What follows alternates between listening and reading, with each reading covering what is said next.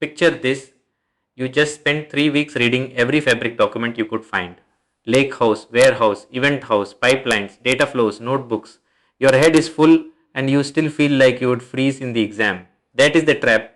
Most people drown trying to learn all of fabric. We are going to do the opposite. We study only what the DP-700 exam actually tests. This is the associate cert that proves you can build and run data engineering on Microsoft Fabric. Over the next few minutes, I will give you a multi-week map, a beat for every exam domain, the trap topics and exam day tactics. Study what is tested and you pass faster. Take a look at the shape of this exam first. DP-700 is a role-based associate exam. It asks you to build, manage and optimize data engineering solutions on Fabric. And here is the key. It is scenario heavy multiple choice. It rewards knowing which tool fits which job, not memorizing trivia. That single fact should reshape how you study. Now one honest warning, the exact question count, the time, the pass score and any case studies do change per version. So before you book, pull the current DP700 study guide at learn.microsoft.com. Confirm the live numbers there. Never trust a number from a video, including this one. Before we touch a single domain, you need one clean mental model. Fabric is one software as a service analytics platform and everything lives in one lake. The single shared data lake, picture one office building.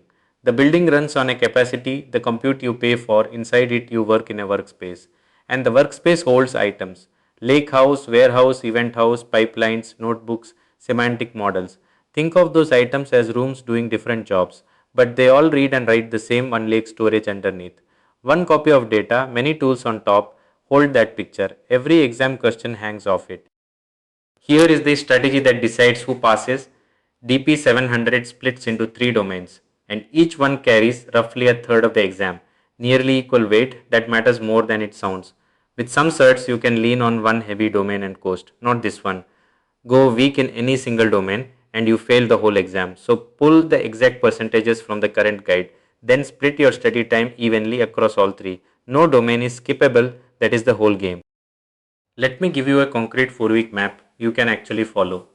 Week 1 is foundations, workspaces, capacities, one lake and lakehouse versus warehouse versus event house.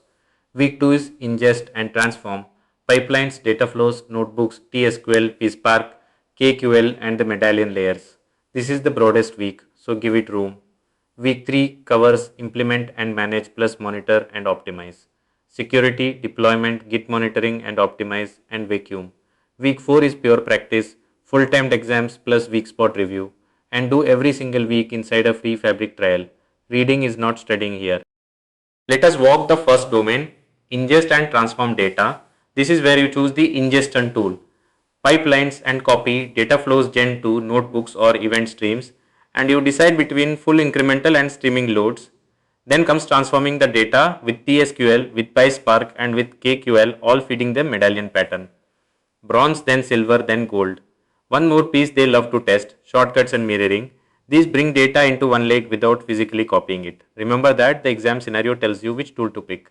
Let it point the way. Now let me show you how they actually frame these questions. The patterns repeat, so learn them first pattern. Data arrives continuously streaming. Which tool? That is event stream or streaming ingest, not a batch pipeline. Second pattern, a low code transform for an analyst versus code first at scale. That is Dataflow Gen 2 versus a notebook on Spark. Third pattern, load only the changed rows every day. That is the incremental pattern with a watermark. Never a full reload. See how each one hides the answer in the constraint. Train your eye to spot it. The second domain is implement and manage an analytics solution. 3 big areas live here. First, the item model.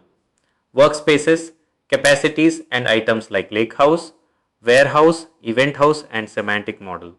Second, security in layers, workspace rules, then one lake and item permissions, then row level, column level and data masking. Picture those as nested rings around your data. Third, lifecycle deployment, pipelines, Git integration and version control across environments. That is your dev test and prod flow. This domain is about control, who can do what and how changes ship safely. Here is how they frame the manage and security questions. First pattern, a user should query a workspace but not edit it. Which role? Reason from least privilege, give the smallest role that works. Second pattern, restrict rows by region or hide a salary column. That splits cleanly. Rows are row level security. A hidden column is column level or masking. Third pattern, promote changes from dev to prod safely. That is deployment pipelines plus Git. Never a manual copy. Notice the answer is always the governed path, not the quick hack. The exam rewards discipline. The third domain is monitor and optimize an analytics solution. Think of it in two halves. First, monitoring the monitoring hub, the capacity metrics app, query insights, and the Spark interface. These are where you see what is happening. Second, optimizing for delta tables. That means optimize, vacuum, reorder, and managing small files. And you tune pipelines, Spark jobs, and queries. You also diagnose failures and capacity throttling. The rhythm is simple: observe, then tune, then observe again. That loop is the whole domain in one breath. Let me show you the monitor and optimize question patterns. First pattern, queries got slow and the table has thousands of tiny files. The fix is optimize to compact them, then vacuum to clean up. Second pattern, where do I see why a pipeline run failed? That is the monitoring hub run history, not the Spark interface. Third pattern, the capacity is throttling. What shows the cause? That is the capacity metrics app with its smoothing and bursting view. Each one maps a symptom to exactly one tool. Learn the symptom to tool map. It is half the domain. Now, the single most important rule in this whole lesson: reading about data flows and notebooks will not pass you. Building them will. So, open a free fabric trial and actually do the work.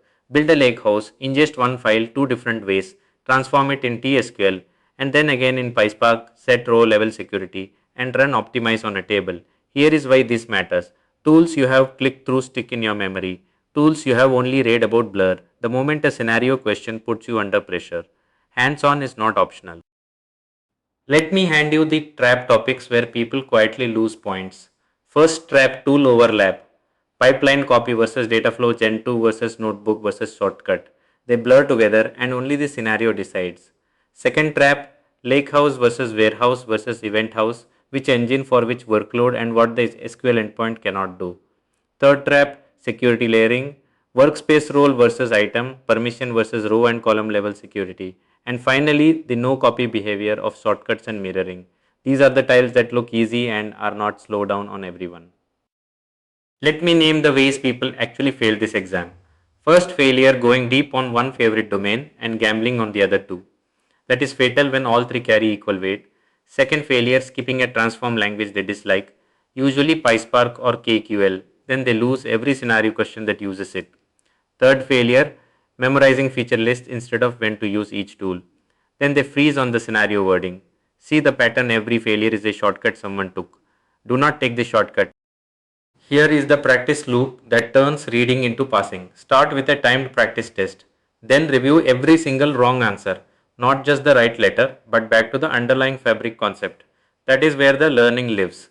Next, track which of the three domains is weakest and restudy only that one. Do not waste hours rereading what you already know, then repeat the loop. Keep going until you clear the scaled pass mark with margin on all three domains, not just your strong one, that is your exit signal. Let me give you the tactics for exam day itself. First, read the scenario constraints before the answers. No code, scale, streaming, governance, those words point you to one tool.